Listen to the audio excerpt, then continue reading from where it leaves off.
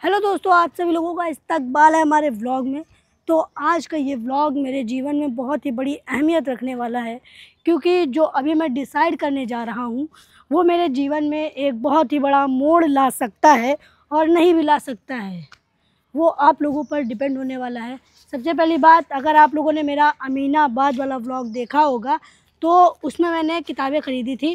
पूरा बजट मेरा खाली हो चुका था। वहाँ पर मैंने 1200 की किताबें ख़रीद ली थी। कपड़े ख़रीदने के रुपए बचे थे तो मैं कपड़े ख़रीद लाया था। पूरा सब कुछ ख़त्म हो चुके थे, सारे रुपए ख़त्म हो चुके थे। लेकिन फिर एक मोड़ आती है। मेरे भाई के जानने वाले कोई हैं, मेरे भाई ने मुझको भी नाम नहीं बताया, उन्होंने मुझको 2 ये किताबें दिला दी।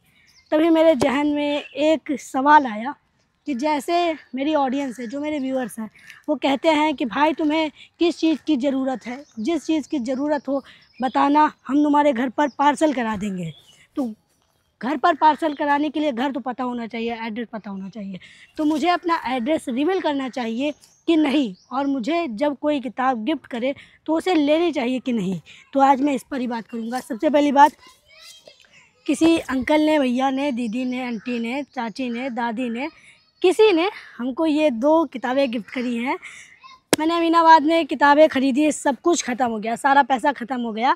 मेरी इच्छा थी ये दोनों किताबें खरीदे गए। ये है एक पत्रकार करण थापर सर, इनकी किताब मुझे बहुत अच्छी लगी। और ये किताब मैं बता दूं, जिस दिन मैं फूले मूवी देखने गया था उस दिन ज्योतिबा फूले जी ने इस किताब की बात करी थी कि जब उनका साहस टूट जाता है, जो उनके अंदर ताकत होती है वो टूट जाती है समाज के लिए लड़ने के लिए, तब वो एक बार फिर से ये किताब पढ़ लेते हैं कि कैसे फ्रांस में क्रांति हुई थी, कैसे जातिवाद वहाँ पर भी था, पर जैसे यहाँ पर था कि शूद्र हो गया, ब्राह्मण हो गए, क्षत्रिय हो गए, ST SC OBC समाज के लोग हो गए, ऐसा नहीं था वहाँ पर। वहाँ पर ब्लैक एंड वाइट था, मुँह की बात छीन ली, ब्लैक एंड वाइट था वहाँ पर।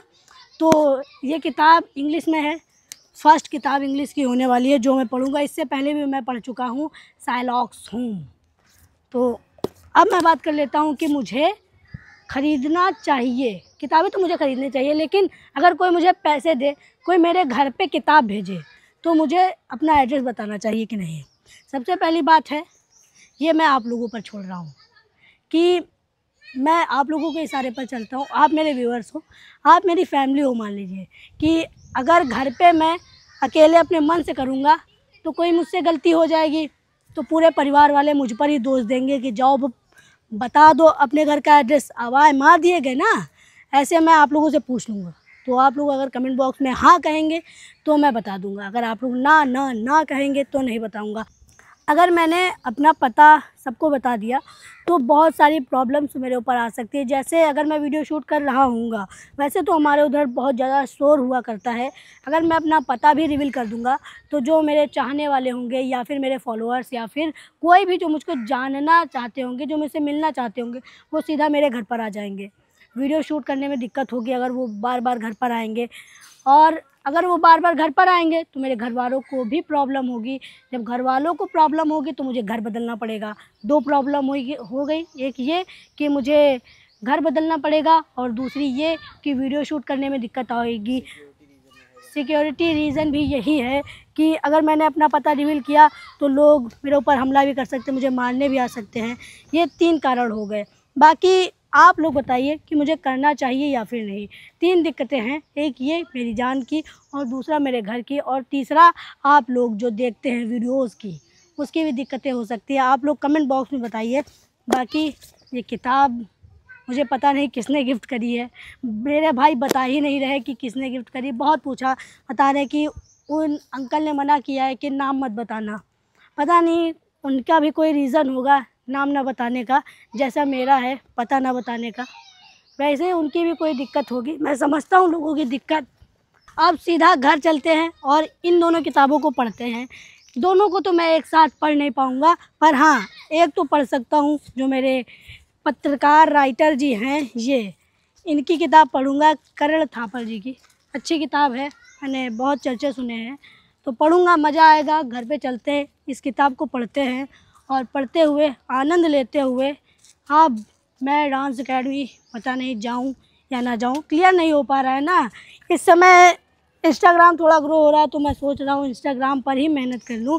क्या मैं इधर फंसा रहूँ? अभी जो काम हो रहा है उसको ही कर लो, जब उधर रुक जाएगा ग्रो होना। एक होती है कि रीच अभी मिल रही है तो रीच को लपेटे रहो।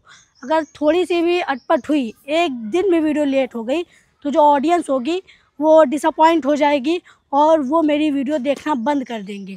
इसीलिए मैं नहीं चाहता कि मेरी रीच डाउन पड़े, तो मैं थोड़ी देर के लिए ही, आधा घंटे के लिए चला जाऊंगा, पर संबंध नहीं तोड़ूंगा ना, क्योंकि मैंने वहीं से जीरो से स्टार्ट किया था, वहीं से शुरू किया। अगर उन्हीं लोगों का साथ छोड़ दूंगा तो कैसा रहेगा। कभी कभी चला जाया करूंगा दोस्ती यारी निभाने, ऐसे ही दोस्तों से मिलने। बाकी परमानेंट नहीं जा पाऊंगा, जैसे पहले 4 बजे जाता था और 8 बजे आता था घर। 4 घंटे के लिए नहीं, आधे घंटे के लिए चला जाया करूंगा, 15 मिनट 1 घंटे के लिए, बस ज़्यादा देर के लिए नहीं जाया करूंगा। अब मिलते हैं सीधे कमरे में, अपने स्टडी रूम में, जहाँ पर मैं इस किताब को पढ़ूंगा, कर्नल थापर जी की किताब। कमरा वगैरह साफ़ कर लिया, ऊपर सही से साफ़ नहीं करा है अभी मैंने, बट इतना साफ़ कर लिया है कि पढ़ने में मन लग जाए। और अब मैं एक काम करूँगा, वो काम है लाइट जलाना, और लाइट जला के पढ़ूँगा किताब। वैसे अभी मैं सोफ़ी का संसार पढ़ रहा था, जो किताब बहुत ही अच्छी किताब है, आप लोग देखिए। ये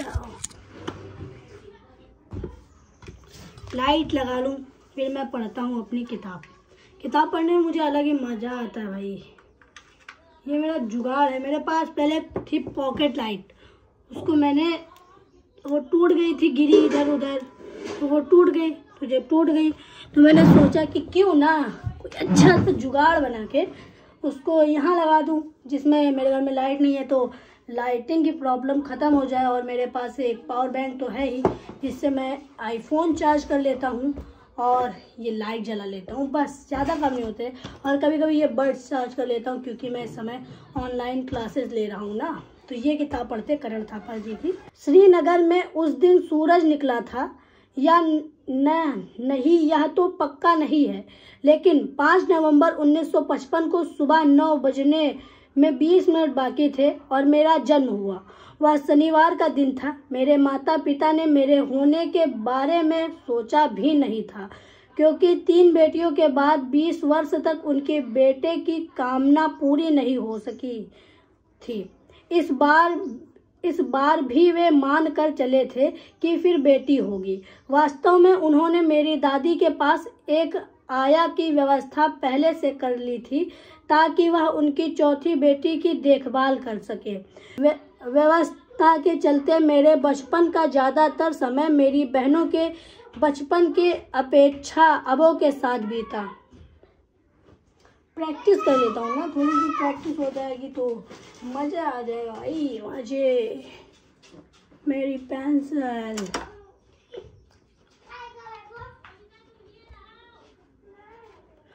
अबो ही मुझे नहलाती, साफ करती और कपड़े पहनाती थी। मेरे खाने की देखभाल भी वही करती थी। रात में मैं उनके बिस्तर में ही सोने की जिद करता था।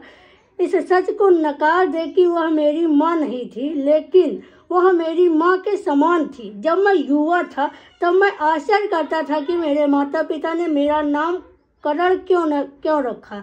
इसका एक कारण जो बताया गया वह यह था कि मेरी तीसरा सबूत था कि उनका बेटा बहादुर है, कोई डरपोक नहीं। अभी मैं पढ़ चुका हूँ। मेरा फ़ोन मुझे लग रहा है कि हीट करने लग रहा है, क्योंकि ज़्यादा लंबा हो गया है ना। आप सभी लोगों का व्लॉग देखने के लिए धन्यवाद। आप लोग देखिए, मैं पसीना पसीना हो चुका हूँ, बल्कि मैंने अभी तक केवल 2 पेज ही पढ़े हैं, और मैं जब 10 पेज पढ़ लेता हूँ तभी उठता हूँ। पर फ़ोन शूट कर रहा था, और मैं ज़्यादातर फ़ोन में शूट करता नहीं हूँ, क्योंकि मेरा फ़ोन हीट करने लगता है। आईफोन है, पर ये थोड़ी ना है कि इसके अंदर कूलर लगा है, AC लगी है कि ये गर्म ही नहीं होगा, हीट करता है। ऐसा नहीं है जो आईफोन को राजा बना के रखा है। इसकी बैटरी नहीं रुकती है, ये हीट भी करता है, बट इसका कैमरा 1 नंबर का है। बाकी आप सभी लोगों का व्लॉग देखने के लिए धन्यवाद। बाकी हमारे सारे व्लॉग देखिए, आप लोगों को बहुत ज़्यादा मज़ा आएगा। और आप देखिए कैसे मेरे अंदर चेंजेस हुए हैं किताब पढ़ते पढ़ते।